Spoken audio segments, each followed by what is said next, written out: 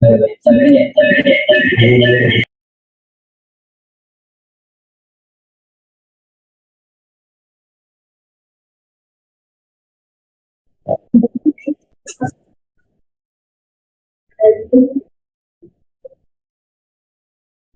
cek cek. Ya, eh sorry ya telat ya. Kita mulai belajarnya. Kita lanjutkan materi kuliahnya. Bentar ya, saya siapin PPT dulu.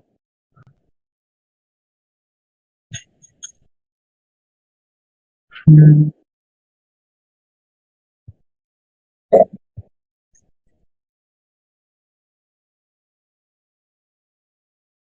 ya, kita mulai. Assalamualaikum warahmatullahi wabarakatuh. Kita lanjut, lanjutkan ya kuliahnya.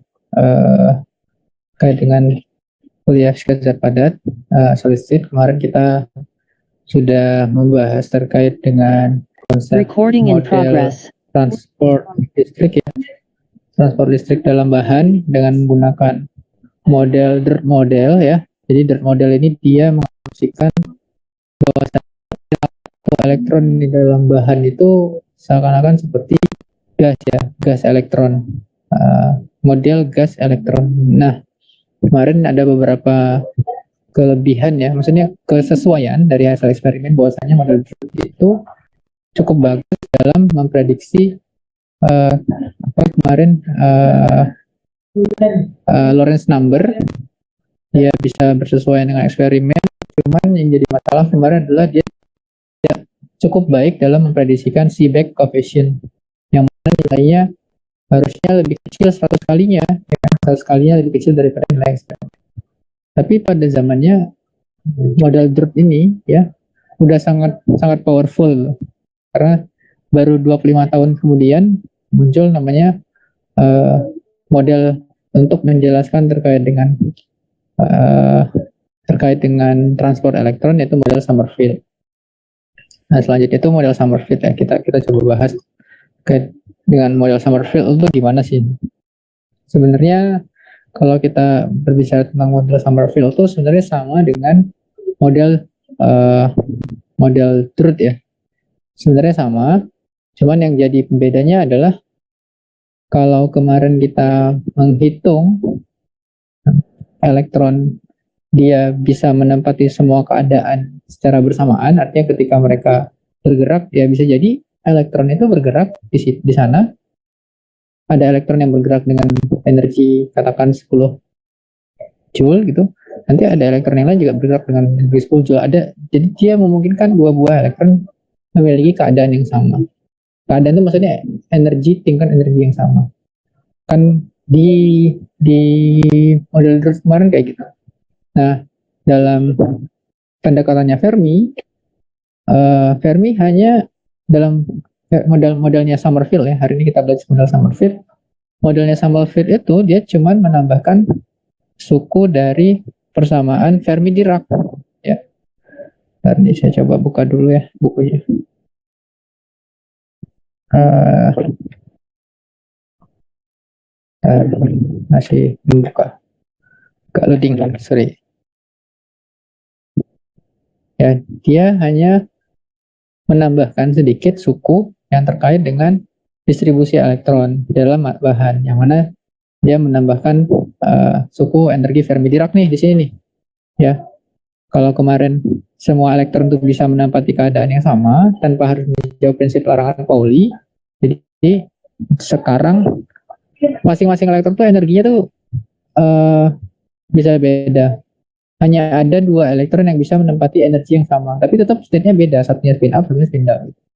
Ya, nah prinsip distribusi energi di Fermi-Dirac itu bentuknya kayak gini. Ya, ada N Fermi, jumlah elektron pada energi Fermi, jumlah elektron pada energi Fermi pada tingkat energi tertentu, itu sebanding dengan seper eksponensial beta E pangkat minus mu tambah 1 ya. Dimana mu ini adalah potensial kimia. Potensial kimia dari sistem yang kita tinjau gitu. Nah, apa itu energi Fermi?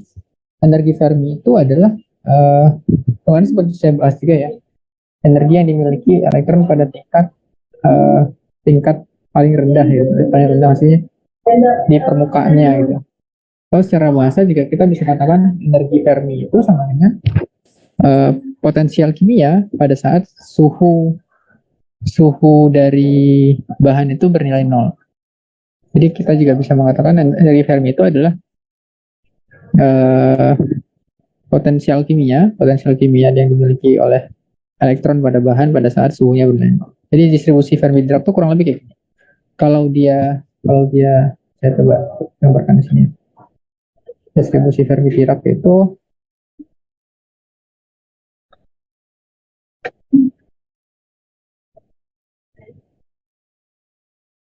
ya, kalau distribusi Fermi-Dirac itu kalau kita punya n, beta, t, fungsi fungsi mu juga ya,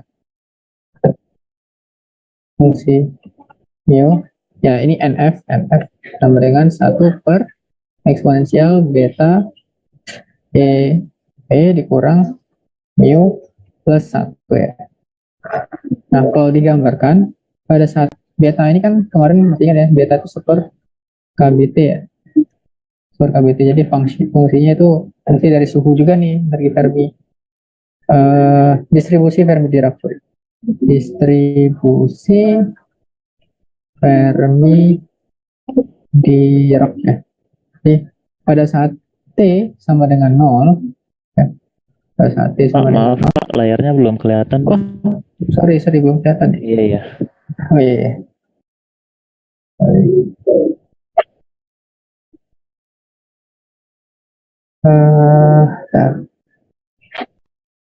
Kelihatan saya pasir. Nah, udah ya, kelihatan ya. Sudah Pak. Nah, oke. Nah tadi ini, jadi distribusi Fermi-Dirac tuh kurang lebih bentuknya kayak gini. Ya. Jadi dia mengasumsikan ini lebih dekat sih. Jadi elektron itu nggak mungkin berada di keadaan yang sama. Jadi dia membuat distribusi keadaan elektron di dalam bahan itu harus memenuhi prinsip dari Fermi-Dirac, yang mana bentuk dari distribusi Fermi-Dirac bisa jadi kalian sudah belajar menggunakan mas. Ya.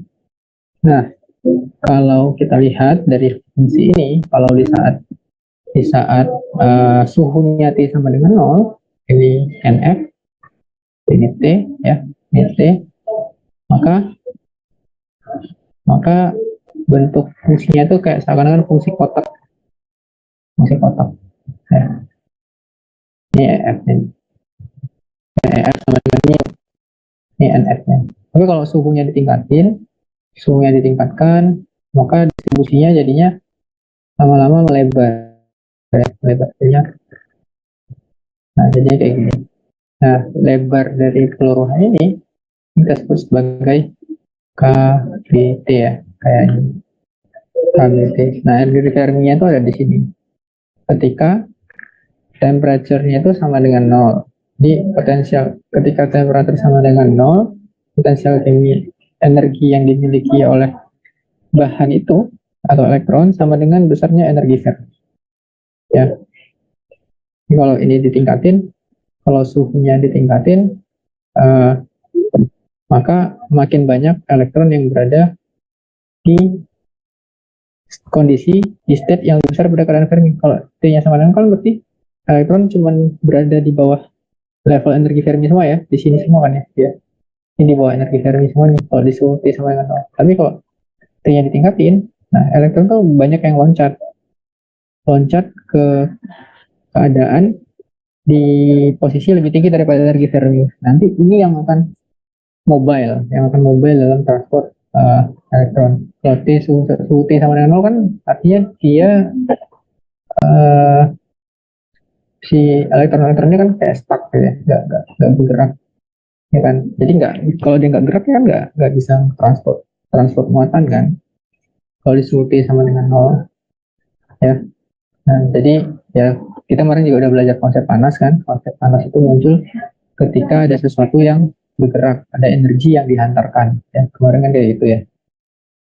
Kalau ada kalor, maka kita bayangkan sebuah gas dalam dalam suatu wadah gitu, kita kasih kalor, maka partikel-partikel dalam gas itu bergerak semakin cepat. Suhunya kita makin tekan, maka partikelnya makin besar. Nah ini juga gitu, ketika di T sama dengan 0, fungsi Fermi Dirac itu fungsi step, fungsi step. Tapi ketika kita tingkatin suhunya, maka akan semakin banyak elektron yang berada lebih tinggi daripada distribusi daripada energi Ferminya ya. Jadi kalau saya tingkatin lagi nih, saya tingkatin lagi suhunya ya.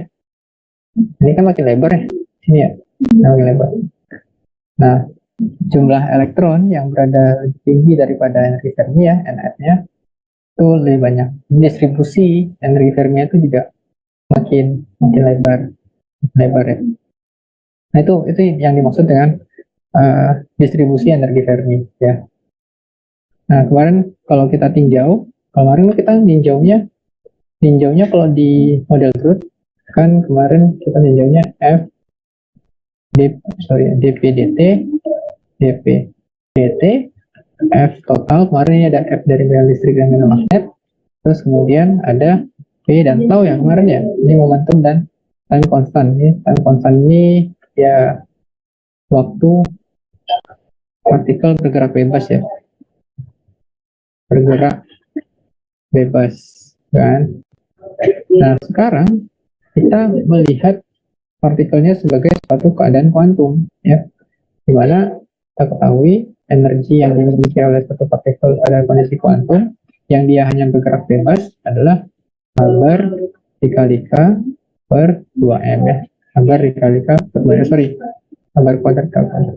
Atau kalau sebelumnya kan tahu P kuadrat per 2M, atau P itu sama dengan Haber K kuadrat per 2M ya, atau Haber kuadrat K kuadrat per 2M. Nah ini energi total yang dimiliki oleh satu partikel bebas yang bergerak di dalam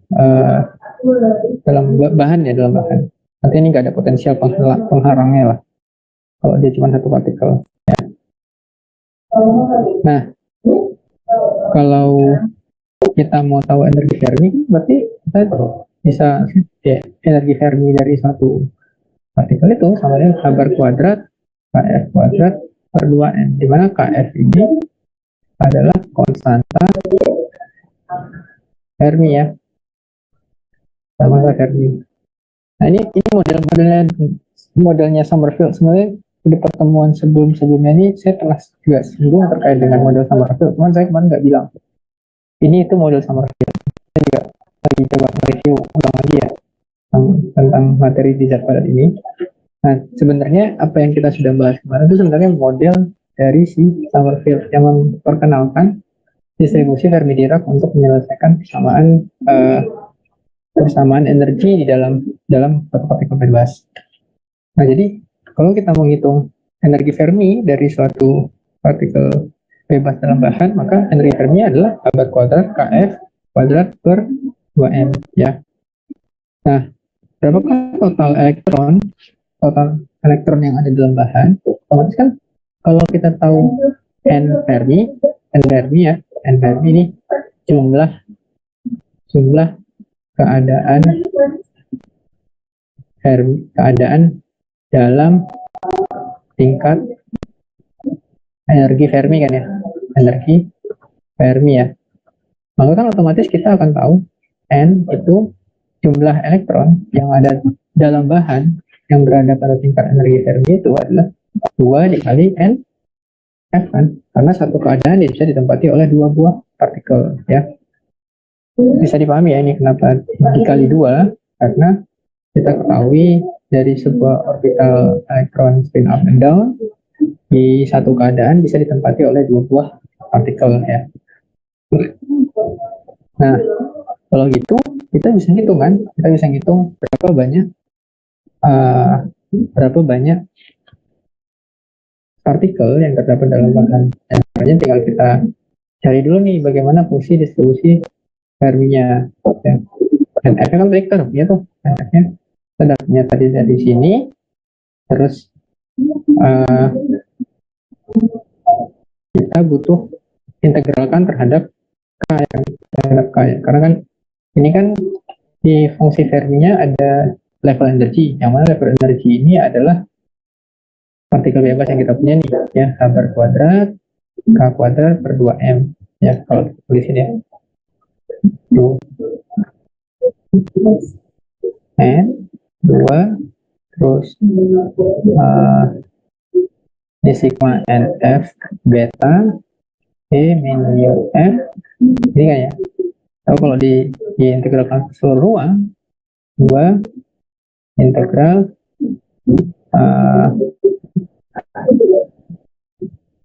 NF beta E min mu F dk. Nah, kenapa diintegralkan terhadap dk?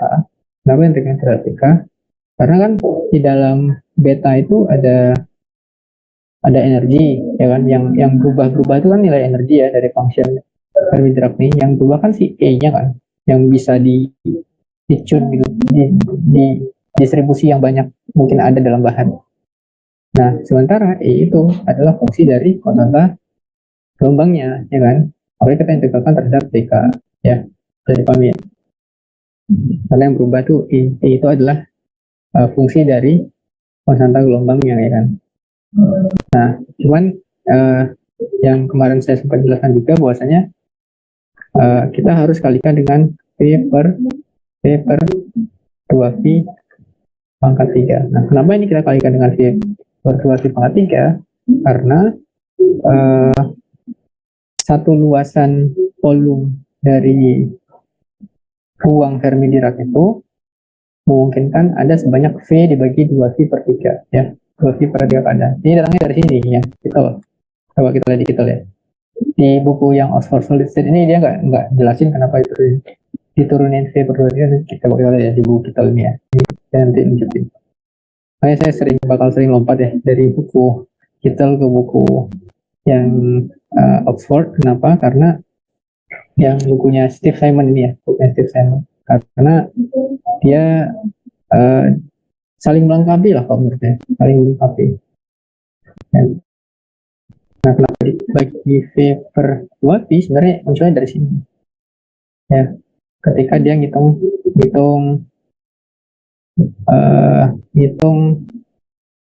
jumlah keadaan yang mungkin dalam satu volume energi Fermi.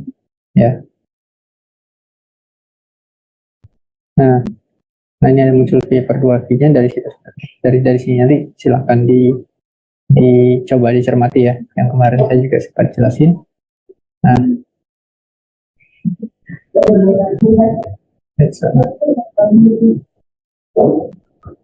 dari situ nanti kita bisa ngitung N. Tapi ini kita belum selesai kan. Kita baru menuliskan secara matematis bagaimana cara kita menghitung energi Fermi. Ya. Nah, energi Fermi itu adalah chemical potential at temperature T sama dengan 0. Nah, ini tadi energi Fermi itu adalah H kali Kf kuadrat 2N, sehingga momentum Ferminya kita bisa hitung ya dengan H bar Kf per M, bisa langsung dimasukin. Nah, terus untuk kita ngitung jumlah partikelnya, kita butuh hitung jumlah partikel karena kita mau hitung nanti di akhir kita hitung kapasitas panas, yang mana ada fungsi dari N. Lalu kita hitung jumlah partikelnya. Nah, kita hitungkan, kita integral ya, kita substitusikan fungsi bilangan Fermi di sini. Terus nanti kita akan dapatkan bahwasanya jumlah partikel yang dimiliki sebuah bahan dalam satu bahan itu adalah P per 2V pangkat 3 kali 4 per 3 V Kf pangkat 3 ya. Ini modelnya Sommerfeld ya, Sommerfeld. Nah, ini kan Kf kita bisa ganti dengan yang kita harus cari Kf ya. Kf itu berarti berapa banyak keadaan yang mungkin diisi oleh elektron di dalam bahannya. Ya. Ini kita dapat jumlah elektron, di mana jumlah elektron itu bergantung pada volume, terus bergantung pada Kf. Kf ini semua state yang mungkin. Paham ya kalau saya ngomong state itu Maksudnya paham ya, state itu berarti semua keadaan yang mungkin ditempati oleh elektron di dalam bahan. Ya, kan kemarin saya sudah sempat jelasin tuh kalau di dari bukunya kita loh, ya, yang kemarin saya jelasin pakai nah ini ya, kayak ini. Jadi keadaan yang mungkin tuh bisa jadi kayak gini, bisa jadi bentuk yang tingkat 1, tingkat 2, tingkat 3, tingkat 4, dan seterusnya. Ini kan mewakili KF yang bisa nyatain dalam bentuk konstan gelombang kan ya. Kalau yang bentuk satu bentuk osilasi seperti ini ya, gelombang. Nah makanya KF ini sebenarnya konstanta gelombang untuk energi. Ya.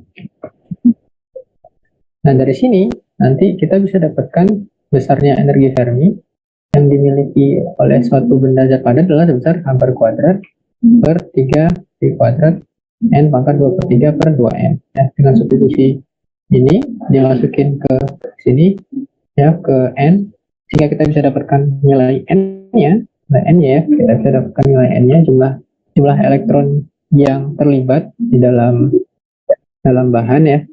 Terus kemudian kita bisa hitung bahwasanya energi Fermi yang dimiliki oleh sebuah zat padat itu sebesar P kuadrat 3 P kuadrat N pangkat 2 per 3 atau per 2N. Nah, di mana N ini adalah konsentrasi elektron. Jadi semakin tinggi konsentrasi elektron yang dimiliki pada bahan, contohnya koper misalnya, maka energi Fermi akan makin besar. Energinya makin besar, sehingga dia akan lebih baik dalam memberikan transport listrik ya.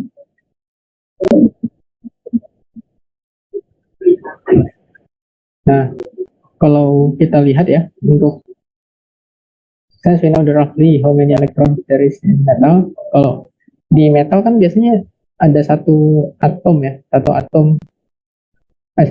satu elektron per atom dalam sodium atau koper ya. Dalam sodium Na kan Na plus, Cu ada 2 plus kan ya, ada 2 plus, Cu kan 2 plus, Na plus ya. Berarti kan dari situ kita bisa membayangkan bahwasanya di elektron valensinya, itu ada satu buah elektron ya kan, atau proton ya, atau proton atau hole.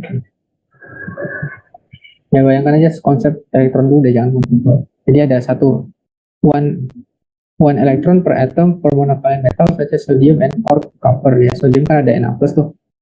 Nah dari sini kita bisa masukin ke sini, ke N-nya sama dengan satu kita masukin ke sini, maka kita akan dapatkan bahwasanya energi Fermi yang dimiliki oleh suatu atom dengan monovalen, contohnya adalah sodium dan koper, itu energinya sebesar 7 electron volt ya. Nah ini corresponding to Fermi temperature about 80.000 Kelvin ya.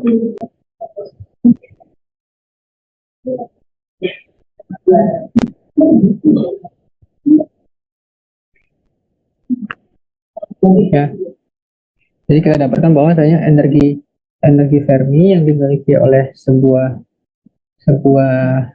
metal itu besar 7 electron volt. Jadi kalau kita tahu berapa konsentrasi per atom, misalnya saya kasih atom karbon misalnya, karbon itu kan C6 ya, dapat ada 4 elektron di bagian permukaan elektron valensinya, berarti ada N di sini adalah 4. Ya kalian bisa hitung berapa energi Fermi yang dimiliki oleh atom karbon itu ya. N-nya 4 tapi nanti dibagi dengan jumlah kan N itu tadi ini ya. N itu kan tadi jumlah partikel dibagi P kan ya. Ya kan? Nah, kalau dalam atom C Na plus, nah ini kan ada satu muatan lebih, satu muatan positif ya, satu muatan positif di dalam Na plus, karena dia sebenarnya makna positif ini dia dia 01 di elektronegatif valensinya. Makanya dikatakan positif. Kalau dia didekatkan sama atom lain, dia akan cenderung untuk menangkap. Maksudnya itu ya, maksudnya positif itu. Tapi yang mobile itu sebenarnya si hole ya, yang state kosong tadi, yang mobile itu di dalam transfer elektron. Yang makanya isinya ada satu muatan positif, di n-nya itu sama dengan 1 gitu. Kalau kita hitung energi Fermi, maka kita akan dapatkan besar energi Fermi untuk metal itu sebesar 7 elektron volt ya.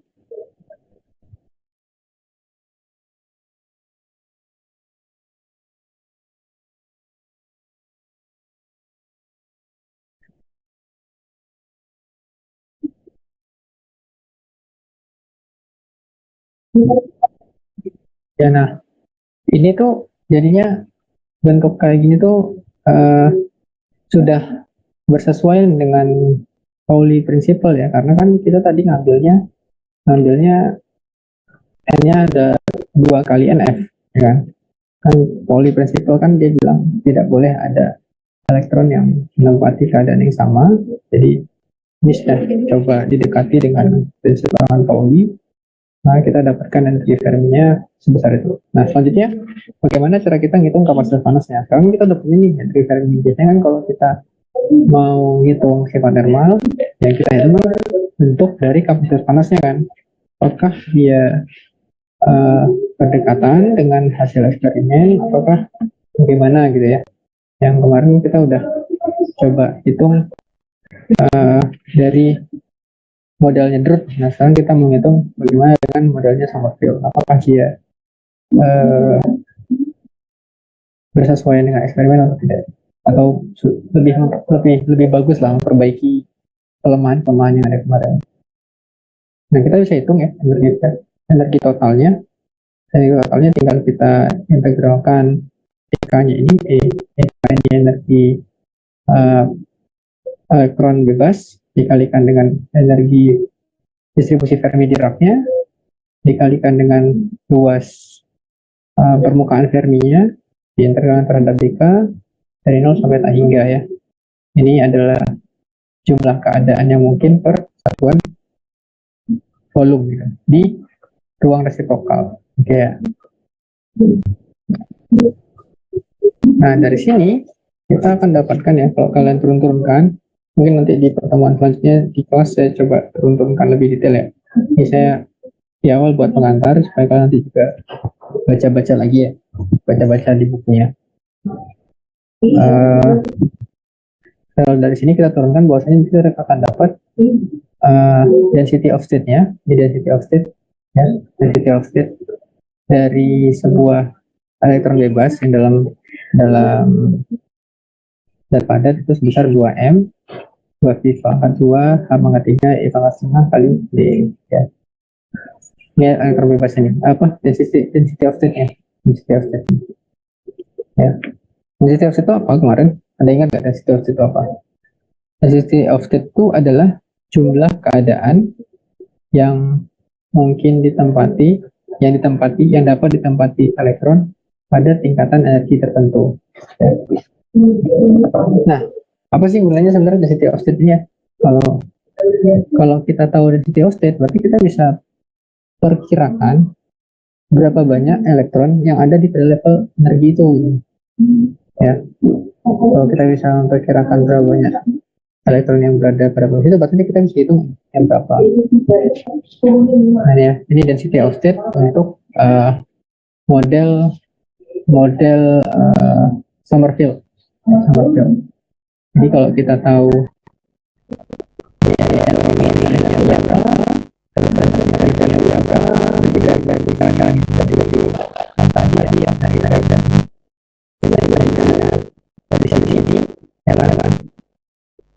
lebih jelas digital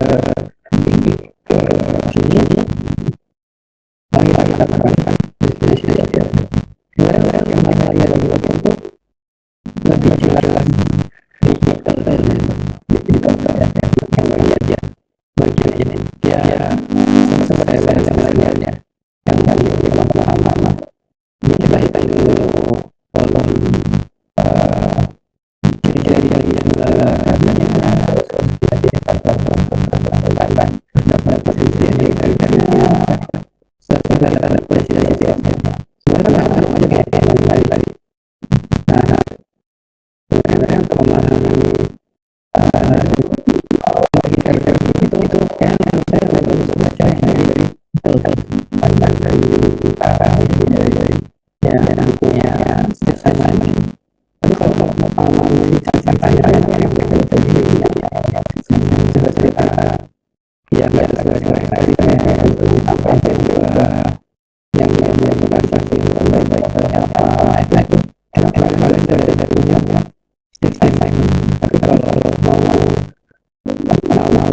matematisnya, kalau saya kalian bisa lihat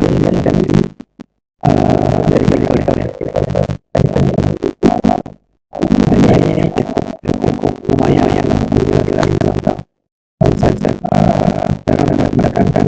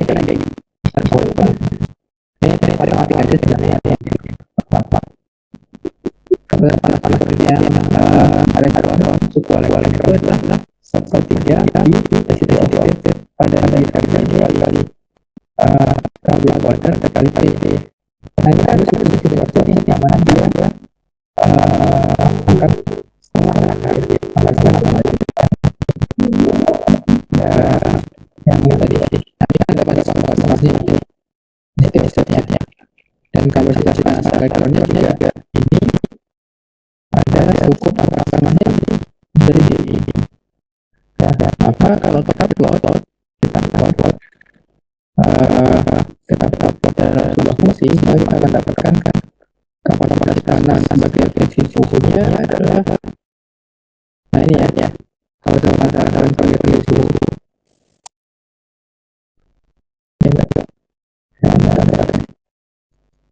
experimental sheet of metal capacity.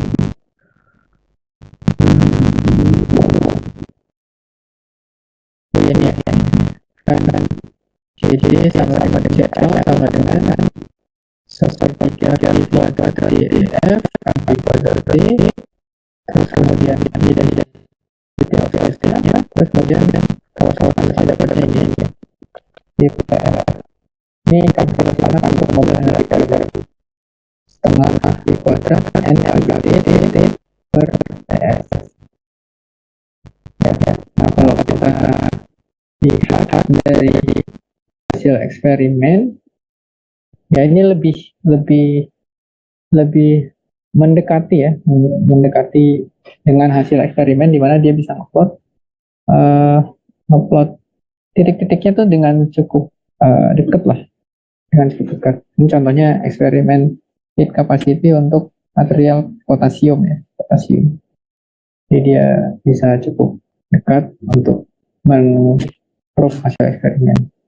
Nanti coba kalian baca lagi ya penurunnya. Saya jujur belum sempat nyoret-nyoret juga, tadi agak ada kegiatan akreditasi ya, belum sempat nyoret-nyoret karena kalau mau nurunin persamaan kayak gini kita emang butuh waktu buat spare, waktu buat nurunin persamaannya sih biar lebih enak ya. Jadi saya belum sempat persiapan buat nyoret-nyoretnya, jadi saya cuma bisa ceritain aja nih idenya apa, ide yang pengen dibawa dalam model Summerfield gitu ya. Oke.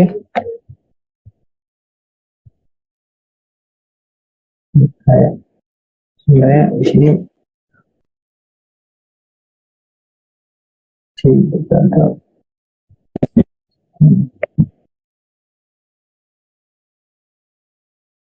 Oke, jadi sebenarnya di sini intinya itu adalah gini. Kalau kalian punya desain material katakan ini kalian punya atom nih, arahnya kemana ya? Ini kalian punya atom,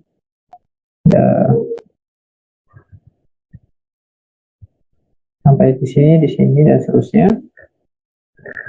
Ya. Nah, kan biasanya kalau kita melakukan perhitungan kita nyusun atom ini ya. Kalau di perhitungan simulasi zat padat.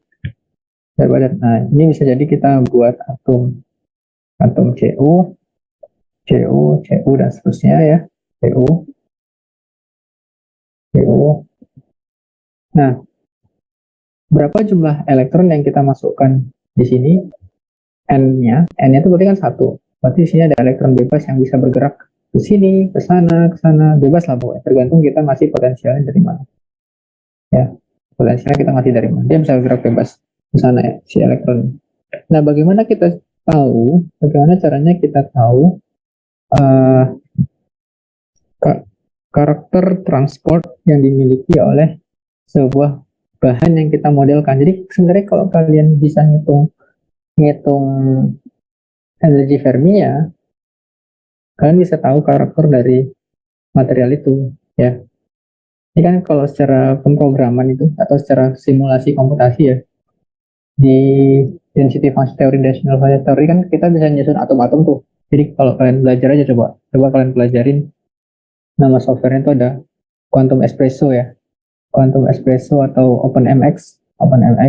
Jadi kita tuh bisa membuat simulasi, kita ambil atom apa misalnya atom nitrogen, kita pasang tuh, kita susun dia, kita bikin struktur kristalnya. Udah kita bikin struktur kristalnya, nah si software itu dia udah punya data sheet. Maksudnya kalau atom nitrogen dia punya berapa elektron valensi, dia punya berapa jumlah atom total, berapa jumlah massa intinya gitu. Nah, terus kemudian dia berusaha ngitung interaksi antara atom satu dengan atom tetangganya.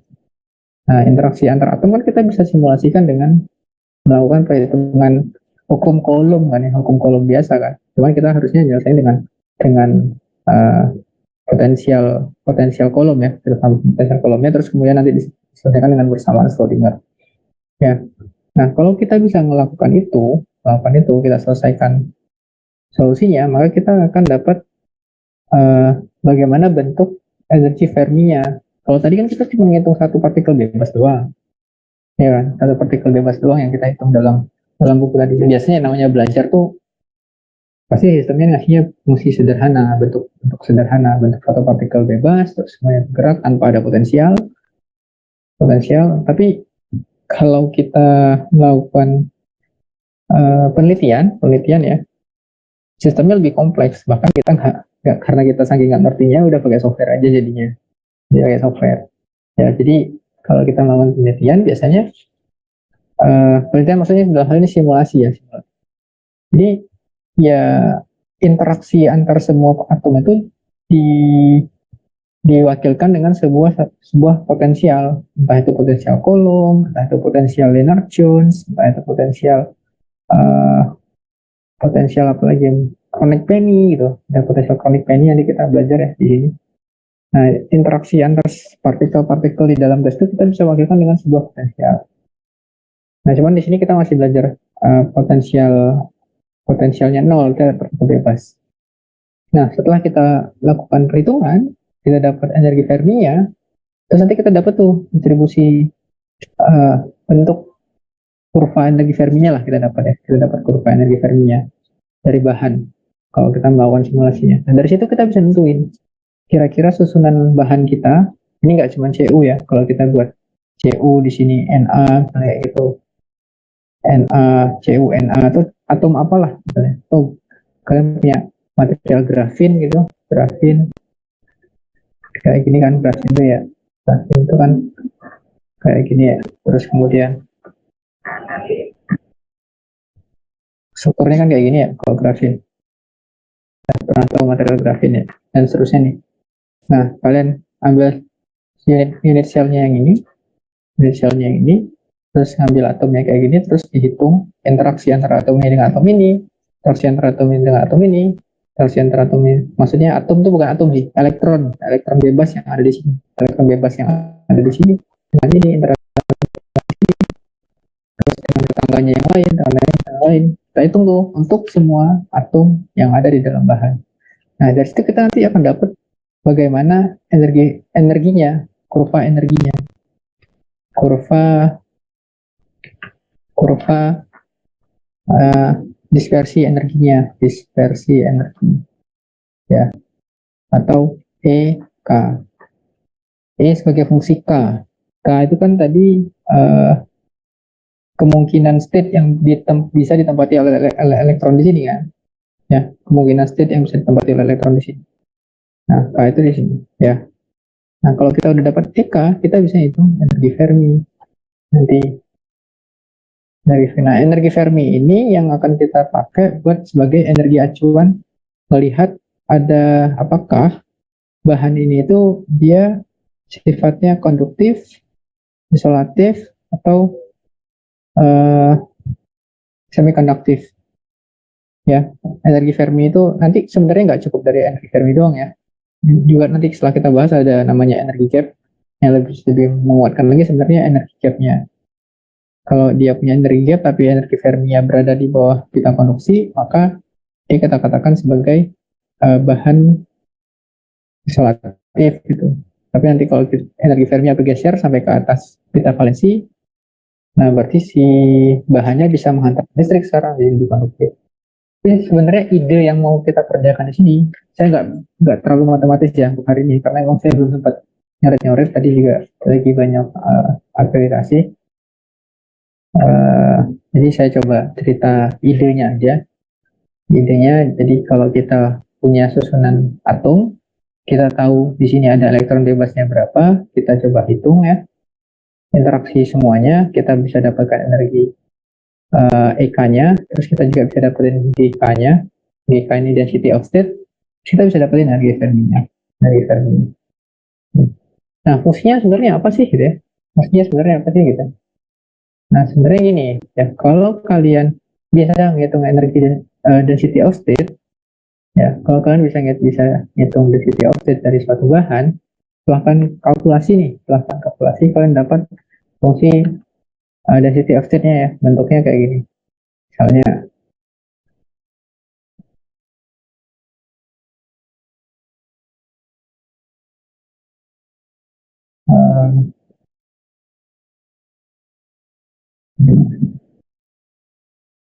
misalnya kalian punya, setelah kalian kalkulasi kalau tadi kan density of state-nya cuma kayak gini doang. Nggak ada informasi apa-apa sebenarnya sih, kok cuman elektron bebas itu kan nggak, kurang menarik ya buat. Tadi kan density of state-nya cuman kayak gini doang nih. Ya ini ya berarti density of state-nya bertambah seiring dengan meningkatnya energi. Tapi karena ada distribusi Fermi-Dirac, ya berarti energi yang mungkin itu adalah density of state dikali dengan distribusi Fermi-Dirac, jumlah elektron yang mungkin.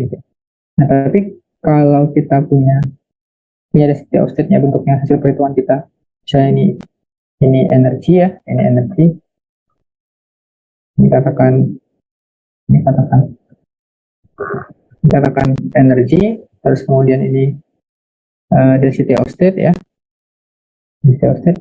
Nah, setelah kalian itu, ini karena kalau energi elektron bebas dia pasti kayak gini, dia bentuknya continuous. Tapi kalau kalian punya, setelah kalian selesaikan persamaannya, kalian punya density of state itu biasanya nggak linear. Kadang-kadang bentuknya bisa jadi kayak gini, ya. Kemudian nanti ada kayak gini lagi gitu ya, kalau ada potensialnya. Nah, berarti di sini tuh di energi sini, misal katakan energi nolnya di sini, katakan ya, ini energi -1, ini energi 1 elektron volt. Ini ya, ini energi dua besarnya lah. Bisa jadi perhitungan density of state kalian dapatnya kayak gini. Bisa jadi nih. Kalau tadi energi awal yang kita terapkan kan tadi H bar kuadrat K kuadrat per 2M ya. Tapi realnya nggak kayak gitu. Sebenarnya ada suatu potensial. Cuman karena ini belajar, kita anggap ini nol. Ini nol. Ya, ini nol. Nah, bisa jadi bentuk density of state kayak gini. Nah, ini maknanya apa? Maknanya berarti di energi -1 elektron volt ini ada elektron yang bisa menempati dalam jumlah yang sangat besar. Ya, ada banyak sekali elektron yang bisa menempatinya. Ada banyak sekali elektron yang bisa duduk di state ini. Makin besar energinya, makin kecil energinya, makin sedikit elektron yang menempati daerah sini. Makin sedikit elektron menempati daerah sini. Ya, maknanya itu. Nah, jadi kalau kita mau buktiin secara eksperimen nanti, ini kan berarti ada rentang energi sebesar 2 elektron volt kan? 2 elektron volt ya. Di energi -1 elektron volt sama 1 elektron volt, dia ada kayak posisi di mana elektronnya banyak menempati energi -1 elektron volt atau 1 elektron volt ya. Ada tempat di mana elektronnya banyak menempati. Nah, kalau saya punya bahan yang dia density of state-nya, kalau saya diriin aja bahannya kayak gini ya. Nah, yang kondisi density of state-nya kayak gini, saya tembaki dengan sebuah cahaya ya, di EF cahaya. Terus kemudian saya kasih sensor di sini, saya kasih sensor. Bahkan ini sensor, ya sensor. Ya. Nah, kalau elektron di dalam bahan itu kan dia, kalau kita kasih energi kan loncat ke titik yang lebih tinggi. Jadi kalau saya kasih cahaya dengan energi 2 elektron volt, ya nggak tahu nih frekuensi berapa nih, 2 elektron volt. Kan bisa kita hitung 2 elektron voltnya dulu dirubah ke joule dulu. Terus baru kita bisa hitung kan, di mana HF sama dengan I, F sama dengan E per H. Ini kita bisa cari berapa frekuensinya. Nah, kalau kita kasih cahaya dengan energi 2 elektron volt, maka si elektron yang ada di sini akan meloncat ke sini. Ya. Karena ini yang paling mungkin dia tempatin, karena di sini banyak state-nya gitu. Elektron yang ada di sini loncat ke sini, ke sini banyak, sehingga apa yang terjadi dengan cahayanya? Cahaya ini bakal diserap. Ya, sebagian intensitas cahaya yang ada di sini, nah ini akan diserap oleh sensor, oleh bahan, sehingga yang dideteksi oleh sensor intensitasnya mengecil, ya mengecil, ya mengecil. Jadi kalau kita punya kayak gitu, kita bisa atur frekuensi cahayanya. Frekuensi cahayanya kita atur nih ya, kita atur frekuensi cahayanya. Kita tembak cahaya panjang gelombang 200, katakan 250, terus kemudian 300, kita tuning lah pokoknya. Kan kita bisa tuning pakai grating ke eksperimen Balmer tuh, pakai grating. Nah, ini katakan, atau kita katakan sebagai energi cahaya aja deh, energi cahaya. Kita tuning dari 0 sampai 1, ya mungkin nanti kurvanya bakal kayak gini, ya bisa jadi gini, terus nanti di satu titik yang dia akan terjadi absorpsi sangat besar. Ini intensitasnya deh, intensitasnya. Awalnya dia kayak gini, jadi dia agak kriuk dulu, terus tiba-tiba Z gitu. Terus dia jalan sini. Nah, di energi segini tuh, ini energi berarti 2 elektron volt ya. Di bahan itu akan nyerap energi dari cahaya yang kita tembak pada energi cahaya 2 elektron volt. Ya, jadi kalau kayak kita punya bahan terus kita bisa hitung density of state-nya, kita tahu density of state-nya dari hasil hitung kita bisa tahu, oh ini bahannya ada state elektron yang sangat banyak di daerah ini, di energi sekitar sekian.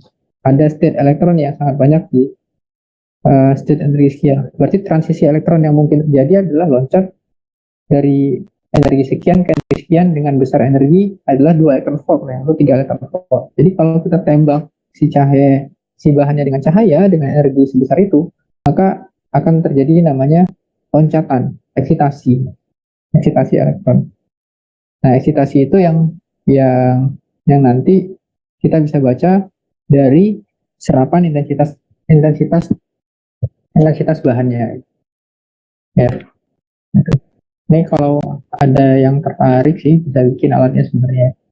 Jadi sebenarnya alat ini sebenarnya prinsipnya sederhana. Ya, kita uh, kita bisa bayangkan misalnya ini ada sumber cahaya lampu, katakan gitu. Ini lampu kita tutup ini, terus nanti kan cahayanya bakal ke sana kan. Terus ini kita kasih prisma ya, prisma. Nanti kan ini cahaya putih ya, cahaya putih. Terus kemudian ini bakal terdispersi kan ya, ya kan, terdispersi. Terus di sini kita kasih kamera, CCD lah, CCD kamera. Ya. Nah, kalau kita mau tahu sampelnya, kita letakkan di sini sampel yang mau kita deteksi. Ya. Dan kita mau deteksi, kita kasih di sini. Awalnya tanpa ada cahaya, tanpa ada sampel, kita ukur nih berapa intensitas masing-masing titik pixel di sini. Kan kalau cahaya kita lewatin kita lewati di dalam sebuah prisma, dia kan akan terrefleksi tuh. Ini frekuensi paling besar, ini frekuensi paling kecil kan. Frekuensi, katakanlah ini ungu. Ungu itu belokkan paling kecil atau paling besar ya? Dengar kan? Di fraksi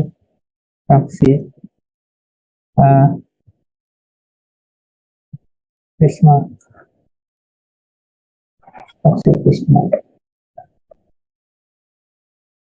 belokannya makin gede, frekuensinya makin jauh dibelokin ya, makin jauh berarti di sini yang ungu, ini yang merah kalau saya nggak salah ya, kalau nggak kebalik ya, Ini yang ungu. Ini kan kamera ya. Kamera itu kan dia punya sensor CCD nih sepanjang titik-titik ini. Ini dimasukin komputer, masuk ke komputer, ya, tahu ini komputer. Nanti sebelum ada nih kita baca nih intensitas pixel di sini, intensitas pixel di sini. Kita baca nih intensitasnya sebelum ada sampel. Terus yang mana kan ini titik-titik ini mewakili panjang gelombang, ya kan? Mewakili frekuensi dari cahaya sumber ya, mewakili. Terus kemudian kita dapat I0-nya. Terus kemudian kita pasang si si sampelnya. Nanti nilai intensitas di sini makin mengecil. Nah, kita dapat I0 fungsi lambda, kita dapat I offset fungsi lambda. Nah, dari ini kita bisa hitung absorpsi cahaya oleh bahannya.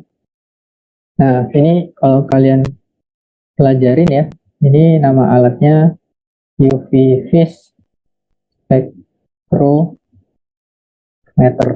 ya, spektrometer. Jadi dia bisa ngitung transisi elektron, bisa mendapatkan transisi elektron ya, ganggu dengan gravitasi.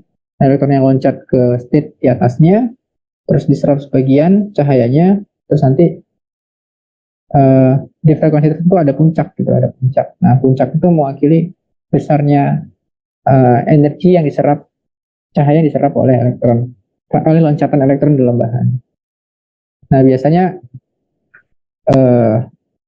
sumber ini juga menentukan kalau cahaya kita pakai cahaya putih, ya, cahaya UV dan visible. Cahaya UV dan visible ini berarti dia nanti probe-nya elektron yang meloncat, elektron yang bertransisi di kulit elektron, kulit atom. Tapi kalau kita pakainya ini inframerah, cahaya gelombang merah, ya, inframerah, nanti yang diprobe adalah transisi vibrasi, rotasi si atom-atomnya yang berotasi vibrasi. Nah, itu bisa keprobe keukur, terdeteksi di dalam respon dari alatnya. Gitu ya.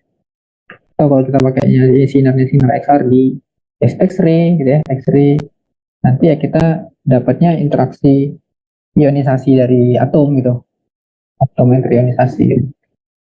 Tapi mekanismenya beda. Ini lebih dekat ke bentuknya UV spektrometer. Kalau juga nanti bisa FTIR, ada FTIR bentuk FTIR itu Fourier Transform Infrared. Itu bentuk instrumen yang mirip, cuman desainnya agak berbeda sedikit. Tapi intinya kita coba mengukur intensitas cahaya sebagai fungsi panjang gelombang dari serapan bahan. Ya. Nah, kenapa kita perlu menghitung tingkat energi dalam bahan? Itu karena kan namanya kita belajar fisika kan kita butuh menjelaskan ya. Kalau cuma di eksperimen doang, kalau riset eksperimen sih nggak butuh melakukan perhitungan gitu. Jadi ya kalau eksperimen bikin alat, bikin bahan, material, terus diujikan UV vis-nya atau diujikan FTIR-nya, terus kita lihat puncak-puncak, oh berarti ini energi gap-nya sekian, ini ada transisi elektron sekitar itu.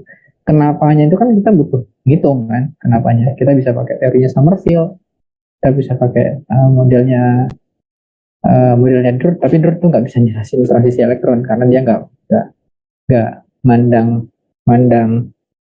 memandang apa ya, elektron itu sebagai suatu yang energi yang terkuantisasi gitu. Yang bisa jelasin ya teori Sommerfeld atau nanti ada teori kronik Penny ya yang bisa menjelaskan karena elektron punya tingkat energi tertentu. Nah, kenapanya itu ya karena elektron bisa bertransisi dari kulit energi ke satu ke energi yang lain. Nah, ini kalau ada yang mau tertarik ya bisa ngerjain ini. Sebenarnya ini kita bisa pasang lampu LED ini kita kasih wadah gitu, terus sampelnya cairan gitu masuk sini, terus dibelokin masuk ke sini ya, terus nanti dipasang di sini. Ini nggak harus prisma sih, bisa grating juga. Grating itu yang di eksperimen Balmer tuh yang line per ada garis-garis per mili, itu kan sebenarnya bentuk lain dari prisma sebenarnya dia grating. Nah, itu cara kita buat melihat karakteristik bahan. Nah, dari sini tuh sebenarnya apa yang kita bisa dapat? kita bisa nentuin konsentrasi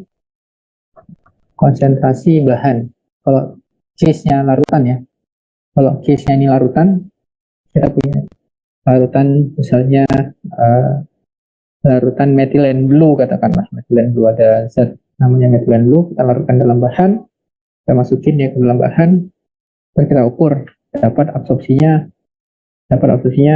kayak gini misalnya, kita tambahin konsentrasinya, dapat absorpsinya kayak gini, tambahin konsentrasinya lagi, dapat. Artinya kan semakin meningkatkan konsentrasi, maka absorpsinya makin tinggi. Dan dari sini kita bisa lakukan prediksi berapa sih nilai konsentrasi larutan dari satu bahan itu, ya, dari dengan melihat tingkat absorpsi bahannya berapa. Dan itu spesifik bahan ya. Jadi kalau misalnya kita mau melihat absorpsi graphene oxide dalam bahan, kita harus tahu dulu nanti dia sebenarnya transisi elektronnya di energi berapa sih gitu. Energi 4,3 elektron volt, oh berarti panjang gelombangnya itu sekitar 230 misalnya. Ya udah, kita lihat puncak di 230 tuh gimana dia tinggi absorpsinya gitu. Kalau dia tinggi, oh berarti konsentrasinya tinggi. Kalau dia rendah, berarti konsentrasinya rendah. Ya. Nah, cuman pertanyaannya mungkin apakah ini bisa dipakai buat buat buat mendeteksi kadar logam di dalam bahan gitu, pertanyaan dalam cairan. Susah sih sebenarnya kalau mau ukur logam. Nanti ada tekniknya yang lain. Nah, kalau kita mau mengerti, kan nantinya mungkin kalian pikirkan, oh ada saya punya cairan, terus di dalamnya ada Fe atau Pb gitu ya. Gimana saya deteksinya gitu? Gak bisa pakai ini, lampunya harus diganti biasanya. Lampunya harus pakai atomic absorption spectroscopy namanya, bukan UV spektroskopi ya, atomic absorption spectroscopy. Jadi di si si ini manjarin sinar UV ya, karena dia berusaha ngeksploitasi logam itu kan di energi permukaannya kan atomnya terikat sangat lemah ya, jadi kita harus mencari gelombang yang sangat kecil, mikro, dan itu susah kita ngeset. Jadi yang paling mudah ya udah kita cari aja energi yang lebih tinggi, energi UV, buat ngetransisiin elektron yang berada di kulit bawahnya. Kulit bawah, jadi bukan kulit permukaannya, kulit bawahnya. Kita tembakin elektron di kulit bawahnya, itu bukan di kulit luar ya, nanti loncat ke atas. Nah itu kan butuh energi yang lebih besar ya buat nembakin itu. Nah dari situ kita bisa nentuin konsentrasi dari logam di dalam bahan, kayak gitu juga bisa. Ya, jadi prinsipnya sebenarnya yang pengen saya ceritakan di sini adalah kenapa eh, kita harus belajar menghitung tingkat energi dari suatu bahan itu, ya karena di sana ada keunikan yang mana bahan itu dia punya tingkat-tingkat energi. Tingkat-tingkat energi itu kita bisa lihat dari mana? Dari density of state-nya. Density of state-nya atau dari energinya juga bisa kelihatan, nanti ada N1, N2 dan seterusnya kayak penalaran harmonik. Dari density of state juga kita bisa lihat. Jadi itu mewakili kalau dia density of state-nya tinggi, oh berarti pada titik itu, pada energi itu, elektronnya ada banyak. Ada banyak elektron yang duduk di energi gitu, energi segitu. Ada banyak elektron yang duduk di energi yang lain gitu. Jadi kita bisa memperkirakan gitu. Cuman ya kadang untuk orang yang di eksperimen ya jarang sih sebenarnya pakai ya udah eksperimen aja, langsung tembakin aja sama cahaya langsung dapet gitu, nggak perlu dihitung. Biasanya ya, zaman saya dulu S2 ya, saya kan backgroundnya sebenarnya eksperimen, background saya dari S1 S2 ya. Tapi ya saya nggak menutup mata dengan komputasi juga sebenarnya sih. Jadi saya tetap melihat bagaimana teman-teman komputasi bekerja gitu ya, teman-teman yang di instrumen gitu. Jadi lebih spektrumnya lebih luas lah cara kita melihat. Nah, jadi ya perlu juga buat kalian, walaupun kalian bukan komputasi, supaya kalian bisa menjelaskan fenomena yang kalian amati dalam eksperimen itu adalah seperti apa. Ya, teori dasarnya itu bagaimana. Kalau kalian udah terbiasa dengan teori-teori di set padat, kalian baca jurnal, istilah-istilah dalam set padat, even sekalipun orang eksperimen juga familiar dengan istilah-istilah density of state, terus kemudian Fermi energy, ya, konstanta Fermi, dan sebagainya, itu harus familiar karena kita Kalau kalian penelitian nanti, walaupun kalian penelitiannya, misalnya kalian penelitian laser padat, ya mau nggak mau kan pasti harus baca jurnal kan. Di jurnal istilah-istilah itu bakal sering muncul ketika kalian baca jurnal. Ya, ya kalau kalian nggak paham teorinya, ya eksperimen ibaratnya cuma kayak kayak nguli aja jadi kalau menurut saya.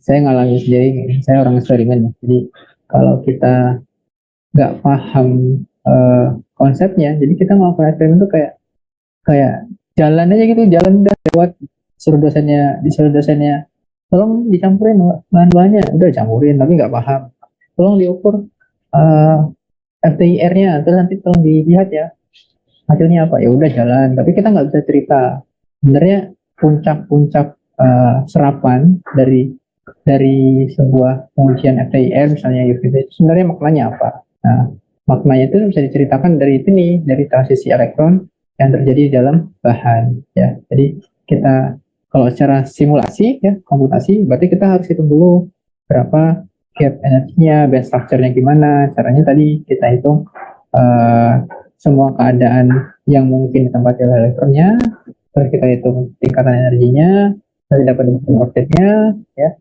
terus baru kita bisa tahu level-level energinya berapa. Kalau kita tulis, kalau kita teorinya ya penjelasannya, kalau eksperimennya uh, agak susah ya. Tahu nanti ada nama alat ya, nama alat namanya ini. Tapi kita di Indonesia nggak ada yang punya. Dulu dosen saya pas di UGM, dia pernah di Singapura, dia pakai alat ini buat ngukur level energi ya, tes angle resolve angle resolve photo emission spectroscope image. Ya. Nah, nanti kita bisa dapat nih kurva kayak gini langsung ya. Kalau kita pakai RPS ini. Jadi kita nggak perlu ngitung, kita bakal dapat bentuk kurva energinya ya, energi elektronnya, tingkatan energi. Ini kan ini elektron bebas nih, ya energi kurvanya elektron bebas ya. Jadi kalau di metal biasanya kan nggak begitu kuat tingkatannya. Ini pakai RPS, oh ada elektron yang bisa menempati di 1,6, 1,4 ya 1, tapi elektronnya nggak ada yang bergerak di level energi 16, itu nggak ada gitu. Ya. Ini namanya alatnya RPS ya. RPS itu dia nembakin elektron ke bahan, nembakin cahaya ke bahan, nanti cahayanya ngelepasin elektron, elektronnya ditangkap sama sama ini ya detektornya elektron analyzer, nanti dia mencoba mengukur berapa energi kinetik yang dimiliki oleh elektron itu. Dari situ dia bisa memperkirakan. Jadi di dalam bahan itu ada distribusi energinya bagaimana saja. Ya, namanya RPS. Nanti dari sini juga dia bisa tahu. Nah, energi Fermi-nya berapa? Kalau dari sini energi Fermi itu ya ini energi uh, yang paling ini ya, paling rendahnya ya. Yang di sini berarti energi Fermi itu 16,3 ya, 4 ya yang di sini. Ini kan semua energi yang mungkin dimiliki oleh elektron paling rendahnya ya. Tujuannya itu sebenarnya. Saya tuh sedang cerita apa? Ceritanya tentang band structure energi. Sebenarnya energi apa sih? Mungkin kalian bertanya-tanya sebenarnya buat apa energi? Ya itu sebenarnya energi yang dimiliki oleh semua atau total elektron di dalam bahan, ya. Dan elektron di dalam bahan dia nggak bisa menempati sembarang energi, dia harus menempatkan sembarang tingkat-tingkat energi tertentu, ya. Maka itu menjadi karakteristik dari bahan itu. Nah, kalau kita hitung, ya kita hitung dengan cara pendekatan tadi. Atau kalau secara eksperimen ya kita hitungnya dengan ini, angle resolve photo emission ini. Ya, kalau kita hitung ininya secara eksperimen gitu. Oke, paham maksudnya ya. Yang penting kalian kalau matematisnya belum begitu ini, setidaknya paham ceritanya itu apa sebenarnya sih gitu. Yang perlu ini, karena kan ya nggak semua hal itu nggak semuanya bisa, mungkin nggak semuanya bisa kuat di matematisnya ya. Ya, jadi yang penting itu kalian ngerti lah alur ceritanya itu sebenarnya ngapain. Oke, itu ya untuk pertemuan hari ini. Ada pertanyaan nggak? Mungkin nanti kita lanjutkan di hari Rabu lagi ya, hari Rabu depan. Oke. Nanti silahkan dibaca ya pendekatan teori Summerfield ini, yang kalau saran saya kalian baca yang detail aja. Tapi bukunya si Steve Simon ini juga bagus. Jadi kalian bisa dapat cerita historiknya gitu. Tahun 1924 siapa yang ngerjain dirt model ya kan, selama 25 tahun setelah Fermi Dirac ngasih tentang distribusi Fermi Dirac, terus kemudian setahun kemudian baru datang teori Summerfield buat ngelengkapin teorinya dirt model gitu. Ya. Jadi historiknya jelas gitu. Atau ini juga bagus nih buku ini, bukunya Ashcroft Mermin ini, Ini juga ya saya pernah baca nih, ini lumayan bagus lah. Tapi untuk yang kalau antara Kittel sama Ashcroft, saya lebih milih Ashcroft sebenarnya. Antara Kittel sama Ashcroft, ya. Cuman Kittel tuh lebih komprehensif. Jadi tergantung tingkatan kalian gitu, tergantung tingkatan kalian. Seberapa kuat kalian sudah menguasai matematik. Ya, kalau matematiknya belum terlalu kuat, ya ke Ashcroft aja gitu.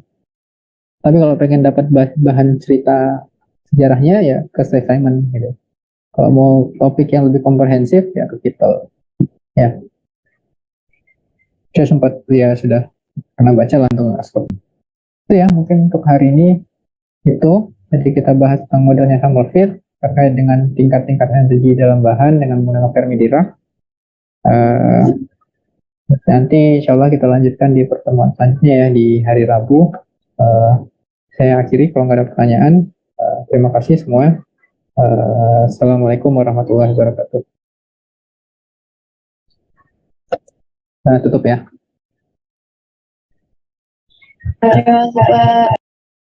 Sama-sama.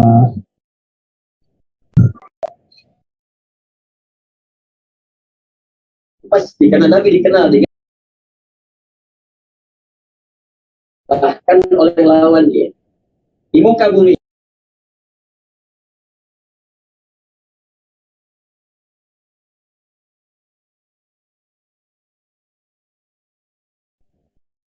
Ada Ila, lu jawab apaan tadi? Kenapa Tika? Recording stopped. Bukan Atika anjir yang ngomong. Dia nggak pernah Kok gua sih?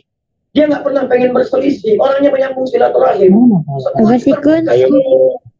Enggak sih, ada yang ngiranya lu yang ngomong, padahal gue yang nanya. Ini yang masih pada di Zoom pada tidur kali ya?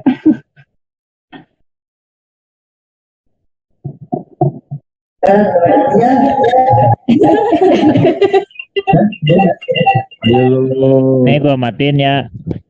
Dadah. Ayo. Terima kasih Paran.